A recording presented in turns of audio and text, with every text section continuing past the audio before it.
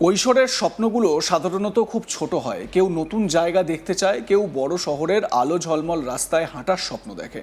সেই স্বপ্ন পূরণ করতে গিয়েই কখনো কখনো জীবনের সব আলো নিভে যায়। এক কিশোরের বহুদিনের ইচ্ছে ছিল একবার কলকাতা শহরটাকে নিজের চোখে দেখবে, কাজের ফাঁকে ঘুরে দেখবে চেনা গল্পের অচেনা শহর। কিন্তু যে শহরকে এতদিন শুধু গল্পে চিনেছিল, সেই শহরই শেষ পর্যন্ত হয়ে উঠল তার জীবনের শেষ গন্তব্য। কয়েকদিনের আনন্দ, নতুন অভিজ্ঞতা আর অজস্র কৌতূহল মুহূর্তের মধ্যে চাপা পড়ল ধ্বংসস্তূপের নিচে। রেখে গেল শুধুই কান্না, হাহাকার আর অপূর্ণ থেকে যাওয়া এক কিশোরের স্বপ্ন। দক্ষিণ চব্বিশ পরগনার সুন্দরবনের বাসন্তী ব্লকের রামচন্দ্রখালী গ্রামের বাসিন্দা বছর 16 সাহিল সর্দার কোনোদিন কলকাতা শহর নিজের চোখে দেখেনি। অথচ বন্ধু বান্ধব, আত্মীয় স্বজন, এমনকি পরিবারের সদস্যদের কাছ থেকেও এই শহরের কত গল্পই না শুনেছিল সে। হঠাৎ করে কলকাতা দেখার সুযোগ পেয়ে তাই আর হাতছাড়া করতে চায়নি। আর সেই ইচ্ছাই কাল হয়ে দাঁড়ালো সাহিলের জীবনে। বুধবার দুপুরে তারাতলায় নির্মীয়মান বহুতল ভেঙে পড়ার ঘটনায় মৃত্যু হয় তাঁর। বৃহস্পতিবার ভোরে সেই দুঃসংবাদ পৌঁছয় রামচন্দ্রখালীর বাড়িতে। খবর পেতেই কান্নায় ভেঙে পড়েন পরিবারের লোকেরা। পরিবার সূত্রে জানা গিয়েছে, প্রায় 15 দিন আগে বাসন্তীর মুড়োখালী গ্রামে মামার বাড়িতে বেড়াতে গিয়েছিল সাহিল। তার দুই মামাতো দাদা দীর্ঘদিন ধরে ভিন রাজ্যে প্লাম্বিংয়ের কাজ করেন। ঈদের ছুটিতে বাড়িতে ফিরে নতুন করে বাইরে যাওয়ার আগেই কলকাতায় একটি নির্মাণ কাজের বরাত পান তারা। ঠিকাদারের নির্দেশে তারাতলার ওই নির্মীয়মান বহুতলে কাজ করতে আসেন তারা। দাদারা কলকাতায় যাচ্ছেন শুনেই জেদ ধরে সাহিল, সেও যাবে, শহরটা নিজের চোখে দেখবে। প্রথমে সাহিলের দাদা মোস্তাকিন গায়েন তাকে নিয়ে যেতে রাজি হননি, কিন্তু ভাইয়ের একরোখা আবদারের কাছে শেষ পর্যন্ত হার মানতে হয়। দুই মামাতো দাদা এবং দুই প্রতিবেশীর সঙ্গে কলকাতায় আসে সাহিল। দিনের বেলায় কাজ, আর কাজ শেষে দাদাদের সঙ্গে শহরের বিভিন্ন এলাকা ঘুরে দেখা। এই কয়েকদিন যেন স্বপ্নের মতো কেটেছিল তার। বুধবারও প্রতিদিনের মতো সকালে কাজে গিয়েছিলেন তারাতলার সেই নির্মীয়মান বহুতলে। আচমকাই ভেঙে পড়ে বহুতলের একটি বড় অংশ।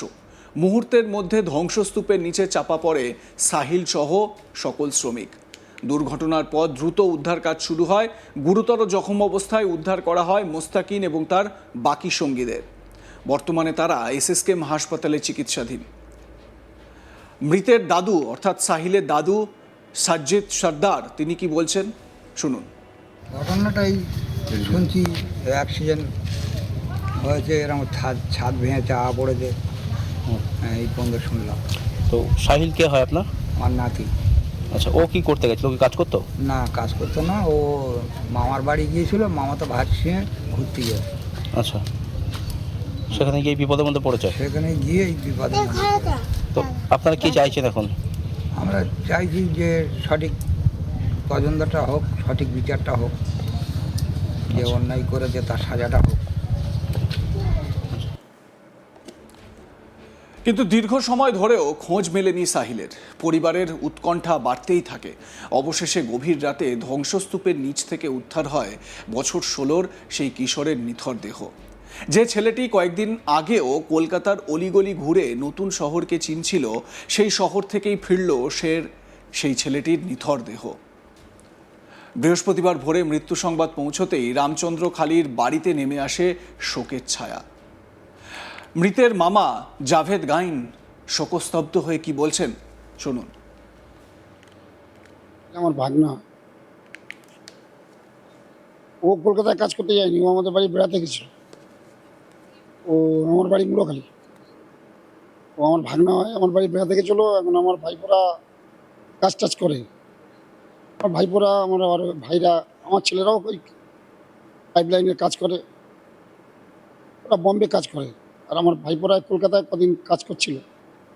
তা ওই ওরা কাজ যাবে, এরা বেড়াতে গেছিলো। বেড়াতে গেলে ও আমার ভাইপোরা কাজ যাবে, ও এখন বলছে আমি তোমাদের সঙ্গে যাবো, ঘুরতে যাবো, দেখতে যাবো। আমি বিল্ডিং দেখতে যাবো, আমি দেখি না, আমি যাবো না। ওরা নিয়ে যেতে চাইনি, ওরা বলছে না তুই বাচ্চা ছেলে গেলে ঝামেলা হবে। আর ও এখানে ওর আগের বছর ওর পা ভেঙে গেছিলো গাড়ি অ্যাক্সিডেন্টে। স্কুলে পড়ছিল, পড়তে পড়তে ওই 6 না 7 পড়ছিল। এখন ও বলছে আমার 8 ভর্তি করতে হবে, 10টা ভর্তি করেনি। এখন ও আর এই কদিন স্কুলে যায়নি, সেই হিসাবে ও বাড়ি থাকে, বাচ্চা ছেলে। এখন আমাদের বাড়ি বেড়াতে গেলে আমার ভাইপোরা কাজ যাবে, ও জেদ ধরেছে আমি যাবো, ওরা নিয়ে যেতে চান, ওরা বলছে না আমি গেলে ঝামেলা হবে, অল্প বয়স, যাবি না, যাস না। ও যে করছে বলে তা বলছে ঠিক আছে তুই চল, সোমবার দিনকার তোর পাঠিয়ে দেবো। এখন তো শুনছি নাকি মানে আমার সহকর্মী প্রসেনজিৎ সাহা তার প্রতিবেদনে কি বলছেন শুনুন। ছোট থেকে কোনোদিন শহর কলকাতা দেখেনি সাহিল। বছর 17 বয়স সাহিলের, এবং সে তার মামাতো ভাইদের সাথে কলকাতা দেখতে যাবে বলে বায়না ধরে। আর মামাতো ভাইরাও কার্যত কিছুটা বাধ্য হয়ে সাহিলকে নিয়ে যায় কলকাতায়। তার মামাতো ভাই মুস্তাকিন গায়েন এবং অন্যান্য যারা ছিল তারা সকলেই কলকাতাতে প্লাম্বিং এর কাজ করছিলেন। তারাতলার যে বিল্ডিংয়ে ধস নামে সেই বিল্ডিংয়েই কার্যত ঘটনার দিন তারা কাজ করছিলেন। আর সেই কাজের সময় কার্যত হুড়মুড়িয়ে ভেঙে পড়ে সেই নির্মীয়মান বিল্ডিংটি। আর তার তলাতেই চাপা পড়েন মোস্তাকিন সহ অন্যান্যরা, আর চাপা পড়ে সাহিলও। দুর্ঘটনার দিন সাহিলকে প্রথমে খুঁজে পাওয়া যায়নি, দীর্ঘক্ষণ তার খোঁজে তল্লাশি চালানো হয়। অবশেষে গভীর রাতে সাহিলের দেহ সেখান থেকে উদ্ধার হয়। তড়িঘড়ি তাকে হাসপাতালে নিয়ে গেলে চিকিৎসকরা মৃত বলে ঘোষণা করেন। আর এই ঘটনার খবর যখন বৃহস্পতিবার সকালে কার্যত বাসন্তীর রামচন্দ্রখালীতে সাহিলের বাড়িতে এসে পৌঁছয়, তখন সেখানে নেমে আসে শোকের ছায়া। কার্যত এই কলকাতা ঘুরতে যাওয়া বা কলকাতাকে দেখার যে নেশা সাহিলের চেপেছিল, সেই বিষয়টিতেই কার্যত তার মৃত্যু হলো, এমনটাই মনে করছেন সকলে। বছরখানেক আগে পড়াশোনা ছেড়ে দিয়েছিল সাহিল, তার পা ভেঙে গিয়েছিল এবং তারপর সে স্কুলে যাওয়া বন্ধ করে দিয়েছিল। এখানে ওখানে ঘুরে বেড়াতো, মাঝে মধ্যেই তার মামা বাড়িতে গিয়ে সে উঠত। আর সেখানে মামার ছেলেরা যেহেতু তারা কলকাতাতে কাজ করেন, সেই মামার ছেলেদের সাথে বায়না জুড়েছিল যে তিনিও কলকাতা দেখতে যাবে। সাহিল কোনোদিন ছোট থেকে কলকাতায় যায়নি, কলকাতা শহরের অনেক গল্প সে শুনেছিল, কিন্তু কলকাতা তার নিজের সচক্ষে দেখা হয়নি। আর তাই মামাতো ভাইদের সাথে 3-15 আগে সে সেখানে গিয়েছিল। আর সেখানে গিয়ে যখন সে মামাতো ভাইদের সাথে তারা এখানে কাজ করতো সেখানে যেত, এবং কাজ শেষ হয়ে গেলে সেই মামাতো ভাই বা মামাতো দাদা যারা ছিল তাদের সকলের সাথে শহর কলকাতার বিভিন্ন প্রান্ত ঘুরে দেখতো সাহিল। আর এই কারণেই সে তারাতলাতে সেই বিল্ডিংয়ে গিয়েছিল যে বিল্ডিংটি ধসে পড়েছিল। সেই বিল্ডিংয়ের তলায়, ধ্বংসস্তূপের তলায় কার্যত চাপা পড়েছিল সাহিল, এবং অবশেষে দীর্ঘক্ষণ তল্লাশি অভিযান চালানোর পর যখন সাহিলকে উদ্ধার করা হয় তখন তার কার্যত দেহ নিথর হয়ে গেছে। সাহিলকে উদ্ধার করে নিয়ে তড়িঘড়ি হাসপাতালে যাওয়া হয়, কিন্তু চিকিৎসকরা জানিয়ে দেন তার মৃত্যু হয়েছে বেশ কয়েক ঘন্টা আগেই। আর এই খবর সাহিলের বাড়িতে এসে পৌঁছয় বাসন্তীর রামচন্দ্রখালীতে। বাসন্তী থানার অন্তর্গত রামচন্দ্রখালীতে বাড়ি সাহিলের। সেখানে যখন এসে পৌঁছয় তখন তার পরিবারের সকলে কান্নায় ভেঙে পড়েন, শোকের ছায়া নেমে আসে পরিবারে। সাহিলের মা কার্যত কান্নায় কোলাপ বকতে শুরু করেন। আর এই গোটা ঘটনাকে কেন্দ্র করে এলাকাতে শোকের ছায়া নেমে এসেছে। প্রশাসনের তরফ থেকে সাহিলের বাড়িতে গিয়ে তাদেরকে আশ্বাস দেওয়া হয়েছে, প্রশাসন তাদের পাশে আছে সেই বার্তা দেওয়া হয়েছে। কিন্তু পরিবারের সকলেই কার্যত চাইছেন যে এই যে বিল্ডিংটা ভেঙে পড়লো তার সঠিক কারণ খুঁজে বার করা হোক, সঠিক তদন্ত হোক।